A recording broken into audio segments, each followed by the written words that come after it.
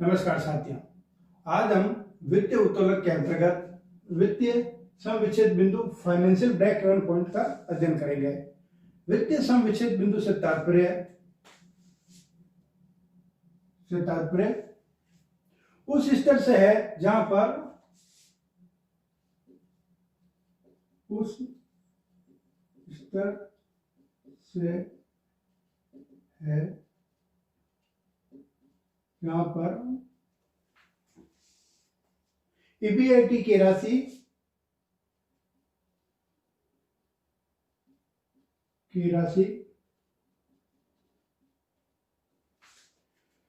स्थायी वित्तीय व्ययों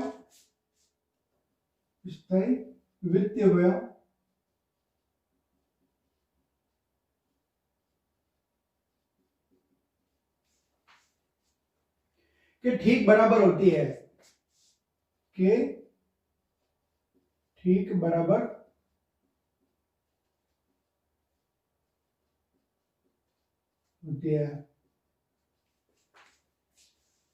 अर्थात यह वह स्तर है जहां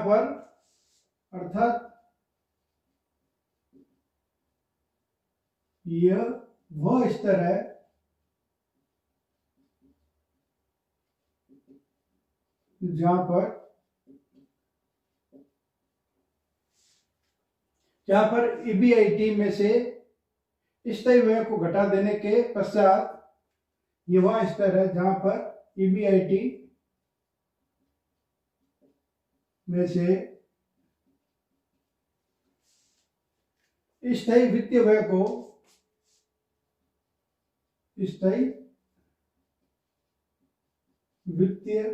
व्ययों को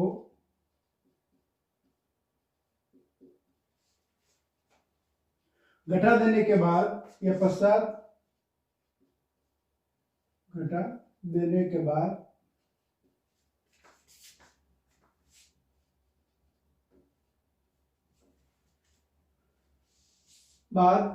समता अंशधारियों के लिए कोई राशि शेष नहीं रहती के बाद समता अंशधारियों के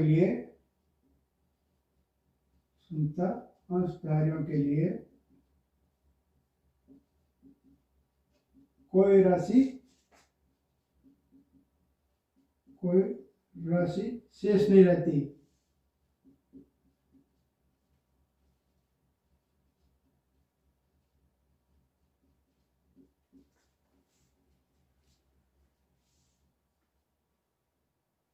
और प्रति अंश अर्जन अर्थात ईपीएस शून्य होती है और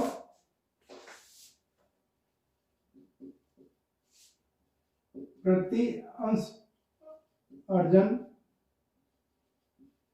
अर्थात ईपीएस अर्निंग पर शेयर क्या होती है?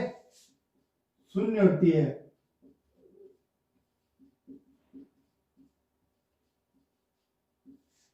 अर्निंग पर शेयर कितनी होती है? शून्य होती है। अन्य शब्दों में हम कह सकते हैं ईबीआईटी का वह स्तर जहां फर्म केवल अपने स्थायी वित्तीय व्ययों की पूर्ति कर पाती है वित्तीय समविच्छेद बिंदु कहलाता है। अन्य शब्दों में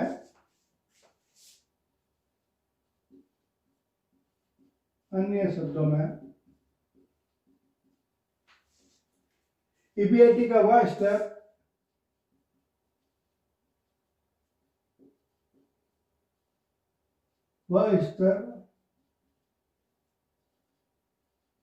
जहां पर फर्म केवल अपने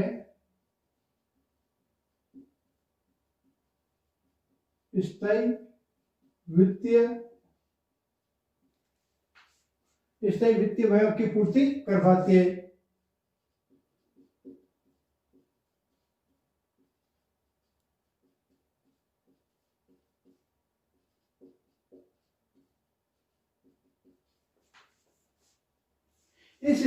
यदि ईबीआईटी इस स्तर से कम होती है अर्थात स्थायी वित्तीय व्यय ईबीआईटी से अधिक होंगे तो फर्म को हानि दर्शाएंगे।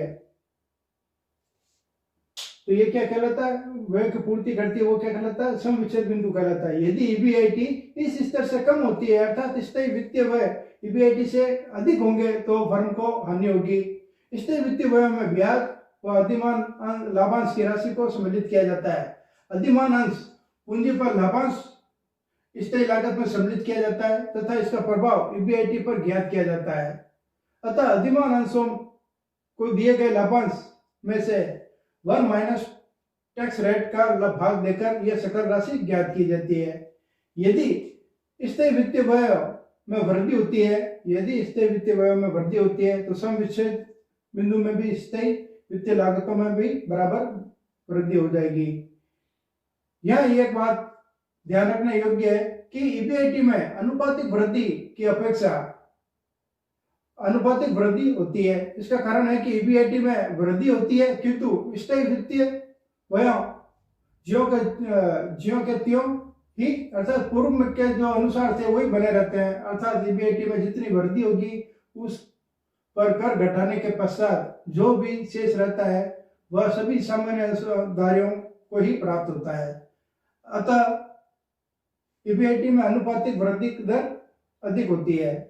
फाइनेंशियल ब्रेक इवन पॉइंट का फॉर्मूला ले सकते हैं। ये तो क्या था, अपना अर्थ था, वित्तीय सम विच्छेद बिंदु का अर्थ, ये अन्य शब्दों में अर्थ था। अब हम इसका एक फॉर्मूला लेते हैं, financial break even point. Financial break even point बराबर फाइनेंशियल ब्रेक इवन पॉइंट ये किस में आएगा, in amount,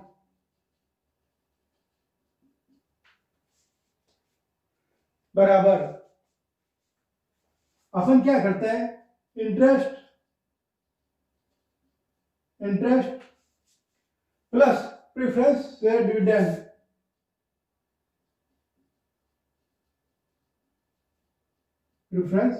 dividend, divide by 1 minus tax, 1 minus tax rate. हमने इस पे लिखा था कि उस स्तर से जहां पर ईबीआईटी की राशि स्थायी वित्तीय व्ययों के ठीक बराबर होती है, अर्थात ये वह स्तर है जहां पर ईबीआईटी में से स्थायी व्ययों को घटा देने के पश्चात संतास्तायों के लिए कोई राशि शेष नहीं रहती है, अर्थात ईपीएस क्या होती है, शून्य होती है। अन्य शब्दों में ईबीआईटी का वह स्तर जहां केवल अपने स्थायी वित्तीय व्ययों की पूर्ति कर पाती है।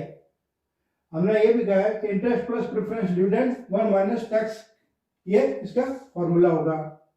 नेक्स्ट पॉइंट लेते हैं हम, तटस्थता बिंदु का निर्धारण, determination of financial indifference point.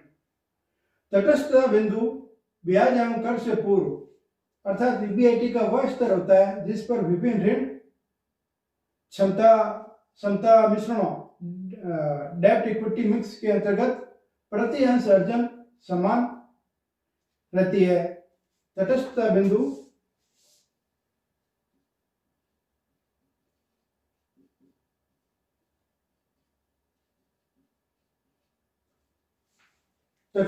बिंदु ईबीआईटी अर्थात earning before interest and tax,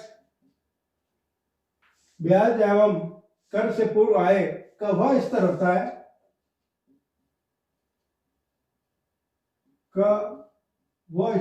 है जिस पर विभिन्न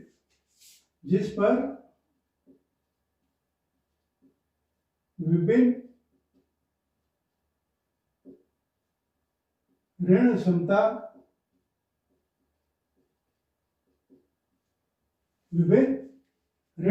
मिश्रणों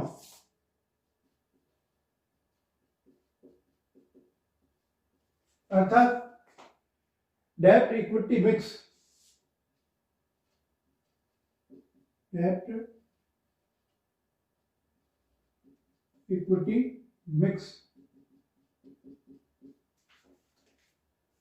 के अंतर्गत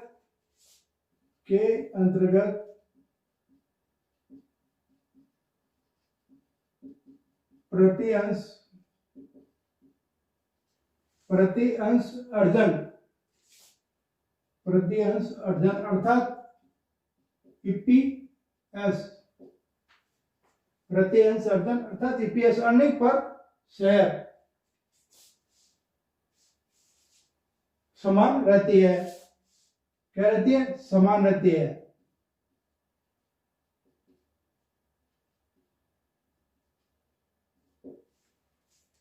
ये इंपोर्टेंट लाइन है। एक संस्था तटस्थता बिंदु पर उस समय होती है जबकि उसकी अर्जन दर व ब्याज दर समान होती है। एक संस्था, ये भी इंपोर्टेंट लाइन है, क्वेश्चन भी है। एक संस्था तटस्थता बिंदु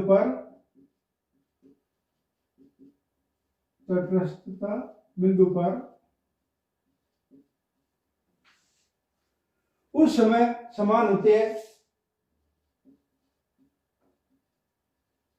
उस समय होती है जबकि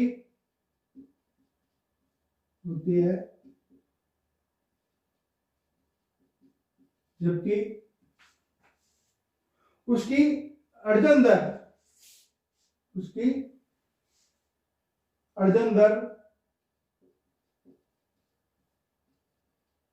अर्थात अर्निंग रेट तथा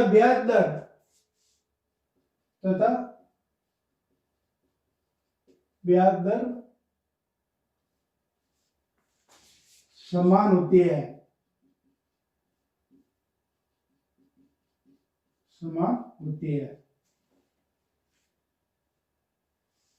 यदि वीडियो पर अर्जन दर ब्याज दर के बराबर होती है तो ऐसी स्थिति प्रति अंश अर्जन उत्तोलन से अप्रभावित रहेगी। यदि विनियोग पर अपन जो भी इन्वेस्टमेंट करते हैं उस पर अर्जन दर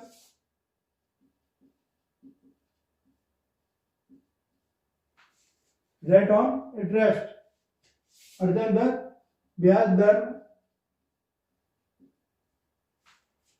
दर के बराबर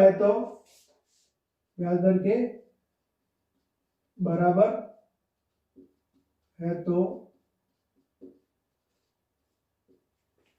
ऐसी स्थिति में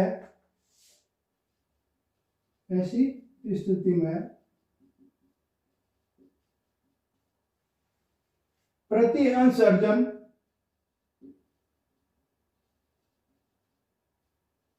अर्थात ईपीएस अर्निंग पर शेयर उत्तोलक स्तर से अप्रभावित रहेगा।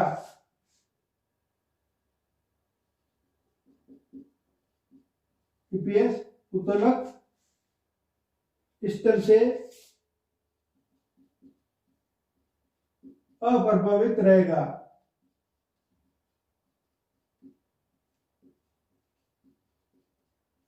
अर्थात उसमें किसी भी प्रकार का कोई परिवर्तन नहीं होगा। तटस्थता बिंदु इंडिफरेंस पॉइंट को ज्ञात करने के लिए हम एक फॉर्मूला लेते हैं। सूत्र के रूप में हम इसे देखते हैं, x capital X minus I1 into 1 minus tax rate 1 minus T लिख दिया मैंने इसको, into bracket 1 divide by S1 is equal to formula जो यहां लिखा हुआ है x minus I1 into 1 minus tax rate upon S1 बराबर बिल्कुल इसी प्रकार से लिखेंगे अपन x माइनस I1 की जगह क्या होगा, I2 हो जाएगा, I2। फिर इसे गुणा करेंगे 1 माइनस टैक्स रेट से डिवाइड बाय S1 की जगह क्या होगा, S2। जहां अपना x बराबर ईबीआईटी का तटस्थ बिंदु है, x बराबर ईबीआईटी का तटस्थता बिंदु है,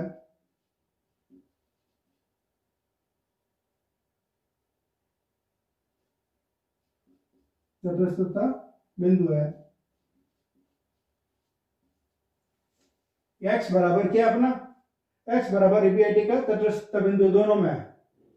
I1 बराबर प्रथम विकल्प में ब्याज की राशि, I बराबर इंटरेस्ट रेट, I बराबर क्या, इंटरेस्ट रेट। यहाँ क्या लिखा हुआ है, I फर्स्ट है, I क्या है, फर्स्ट लिखा हुआ है, इसको बड़ा करता हूँ, I फर्स्ट बराबर प्रथम विकल्प में ब्याज की राशि। फर्स्ट का मतलब क्या है, प्रथम विकल्प, प्रथम विकल्प, फर्स्ट ऑप्शन में ब्याज की राशि।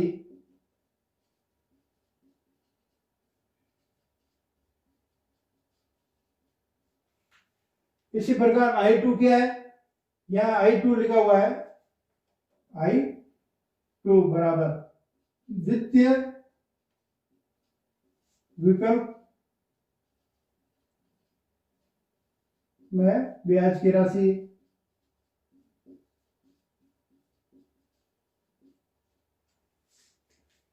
T बराबर टैक्स रेट,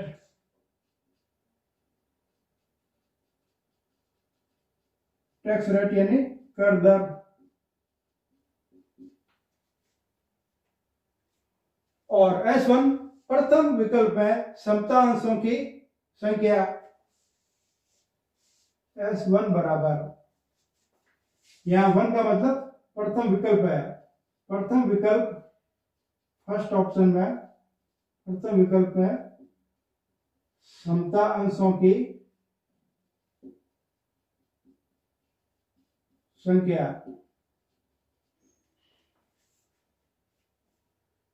S2 बिल्कुल इसी प्रकार से, S2 बराबर, 2 का मतलब क्या है, द्वितीय विकल्प में समता अंशों की संख्या।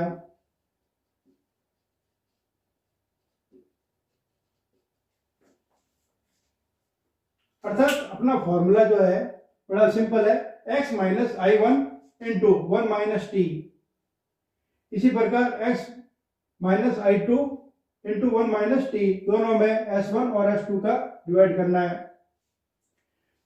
x बराबर ईबीआईटी का तटस्थ बिंदु, in difference point EBIT. Second point, first विकल्प में ब्याज की राशि, ब्याज की राशि इंटरेस्ट रेट है, कौन सी, फर्स्ट ऑप्शन में। सेकंड ऑप्शन में इंटरेस्ट की राशि, टी बराबर टैक्स रेट, और S1 प्रथम विकल्प में समतांशों की संख्या, number of equity share. First option, second option में भी नंबर ऑफ इक्विटी शेयर की राशि है।